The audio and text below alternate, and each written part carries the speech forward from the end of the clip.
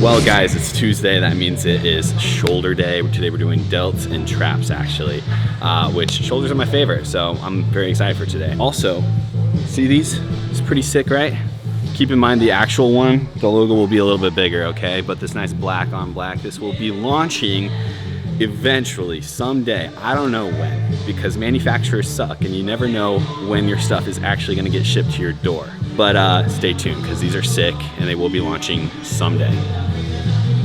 Well, despite the music sucking today, I don't know, maybe it's just a morning thing. All the old people convinced them to play crappy old music. Shots fired. But we're gonna do some barbell presses now, which is like super awkward to do after a bunch of lateral raises. But I'm here for it, and then we're gonna do superset this with freaking, I can't talk. It's okay. Upright rows. Dumbbell upright rows. Okay, Yeah. all right, I'm ready. Here we go.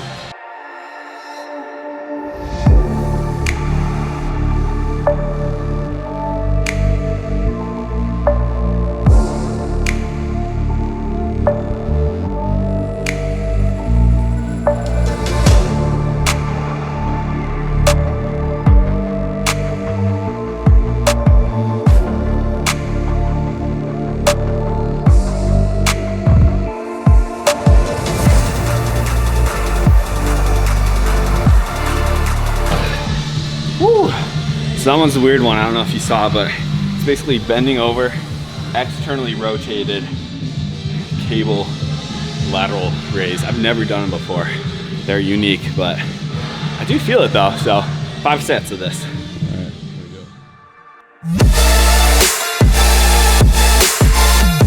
Okay, so 4-second negatives on the reverse pec deck, rear delt focused.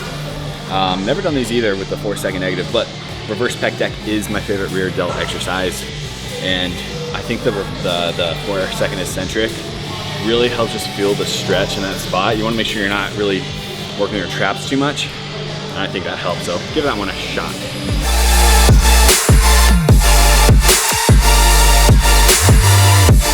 Ubora grips, code OAK, save 15% off. Highly recommend grips.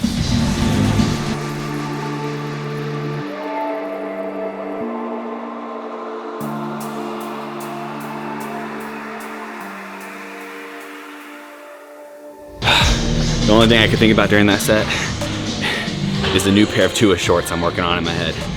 That's right. Yeah. I'll even use the grips for face pulls too, just like one less thing to worry about, having to like grab on. But definitely go a little bit lighter on these. And then that way you're focused on your rear delts, not your traps, kind of like the other ones we were doing, but it should look like this.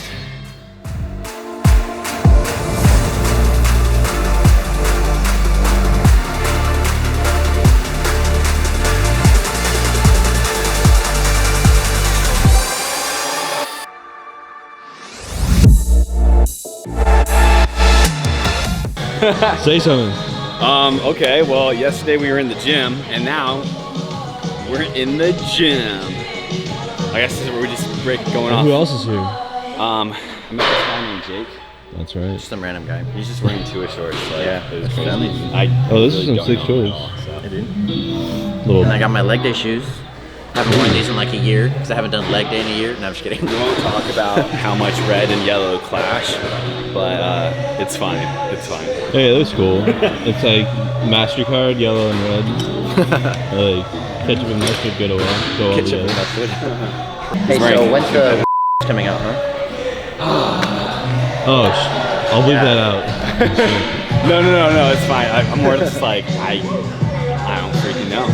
I said in the last one how like we're launching the crew neck soon, but I don't know when. I'm gonna be like Tom Manufacturer Holland stuff. with Marvel, always leaking stuff, you know? Yeah. You can literally give, oh yeah, that's the word. You could literally give a manufacturer a deadline. Be like, I absolutely need it on this day. And they'll be like, we got you. And that usually means that they're gonna be about 2.5 weeks past that. Something I've learned, so. Yeah, that's what happens. True. Because they wait for the last minute and they're like, all right, we gotta get this done today. And then it's like, oh, it took us 2 weeks to make it. Yeah, they're like, we're supposed to get in today, so we'll start Good today. thinking, good planning there. And then when you text them and they realize they're not anywhere close to done, they don't request. Hey, sorry, we were out of town. The entire company was out of town.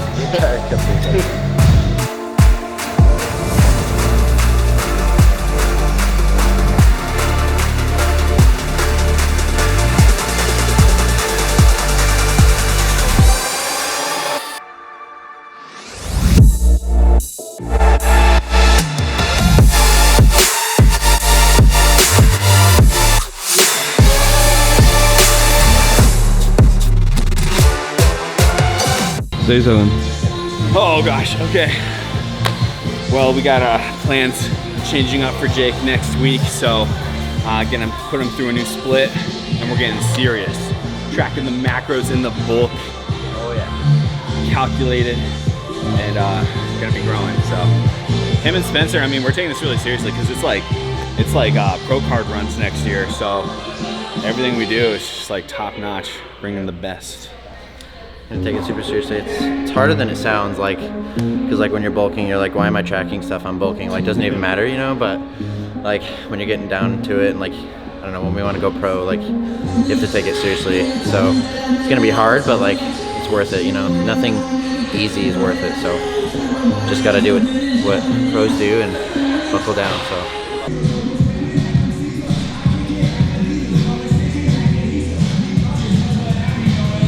I do the same thing over and over again, so like people probably look at me and they're like, he just keeps doing the same thing, you know, but like every little detail counts, you know, so like, yeah, I do the same thing, but that little thing I need to perfect, you know, so it's gonna make me stand out from everybody else, you know, so the little details are what's gonna separate me from other people, and I could spend hours doing the same little movement, but like, it's gonna be worth it in the end, you know, so just gotta keep practicing. But notice if you just like put tool stickers on every machine everywhere. Came in here with like a spray can. They probably wouldn't even know. Like, who was this? How are they gonna know? They're gonna know.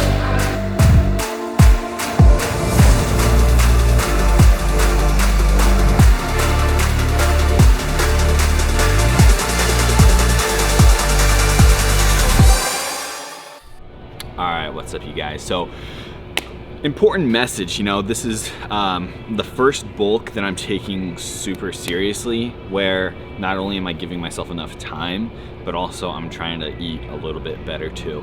I think like right now there's a lot of talk out there, like what's better, a clean bulk or a dirty bulk, and honestly I don't really think that that's like what I'm trying to talk about right now, but more like, regardless of like what you call it, clean bulk or dirty bulk, there is a right way to do it and a wrong way to do it, and it's a lot deeper than just eating junk food and not eating junk food. I think when it comes to like what you're eating, the nutrition profile does actually matter and the results that you'll end up getting. So a lot of people will say it's just all about calories. A lot of people will say as long as you get your protein then it's all good, and I'm actually trying to go about it in a little bit better approach. And I think it comes down to what I want to talk about, which is called nutrition partitioning, or basically like what your body does with the nutrients that you get it. So I'm not trying to complicate this, but basically I'm shooting for a pretty high carb, high protein diet, which is very opposite to the American diet, which is pretty much moderate carb, low protein, very, very, very high fat. So my current calories are at 3,400 calories. I could easily consume 3,400 calories with the American diet, you know, just go smash pizza or whatever it may be. And I'm not even gonna say that that's bad. You know, people who are anti-dirty bulking would say that they could never have a pizza. I'm not saying that, and I'm also not saying on the dirty bulk side that I'm just gonna have pizza every single day. What I am saying is that macros matter even in the off season though. So I'm at 240 grams of protein a day, which is honestly very difficult with the amount of calories I'm eating because I'm not that hungry, but that's super important. So obviously protein is super important. I'm just gonna throw that out there and then talk about everything else. But the fat and carb breakdown is actually important. That's the main part I want to get across here, is that the American diet, super high fat, isn't going to be very beneficial for you in your off season, in your bulk, because your body, like, yes, fat is essential, but you're getting enough of it. If you're having, you know, a not prep diet, then you're probably getting enough fat or essential macronutrients in your body. But too much fat isn't going to benefit you. Like, it's not going to increase your performance in the gym. Fat has nothing to do with building muscle, and fat is stored as fat. It's not going to be turned into muscle. You know, fat is stored as fat. Almost, I think 99% of the calories that we store as fat comes from fat. So I'm not demonizing fat here, but what I'm saying is that carbs are super important, and unless you're tracking your macros, chances are you're not eating enough carbs and you're overeating fat. So I'm tracking my macros this off season, probably about 90% of the time. There's about 10% where I'm more just estimating, or maybe I'm going out to eat and I just can't track specifically, so I'm more just estimating there too. But carbs are muscle sparing, so carbs are gonna help you maintain your muscle. We're constantly in a process of breaking down muscle and building muscle. So if you're in a net positive muscle protein synthesis, then you're gonna build muscle. Carbs help with that. Carbs also help with your performance, so your gym sessions are better. Carbs are overall gonna help you build more muscle than fat is.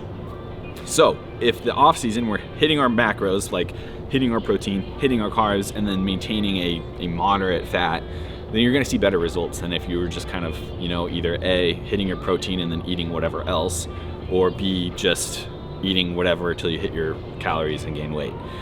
So nutrition partitioning, that's what this is about, just getting the most out of your diet that way. I think this is something that people don't fully understand, so I wanted to kind of make this part of the video about that so you do understand it, and like why it's important to track your macros even in the off season. Other than that, like, I'm just in a really good place with my food right now. If I was, you know, struggling with food anxiety, I would probably be a little bit more flexible with my tracking and wait until I do have a better relationship with food. But right now, my relationship with food is top notch. I don't have any food anxiety, so I might as well just get the most that I can out of my off season, my bulk. So that's what's going on. Hopefully this helped you out. Hopefully that makes sense. And I think we're just gonna go ahead and end the video there. So if you learned something, if you enjoyed the video or anything like that, give this video a like. Thanks to Kyle behind the camera. Give the like for him too. He's been putting in a lot of work. And of course, we'll see you in the next video. Peace out.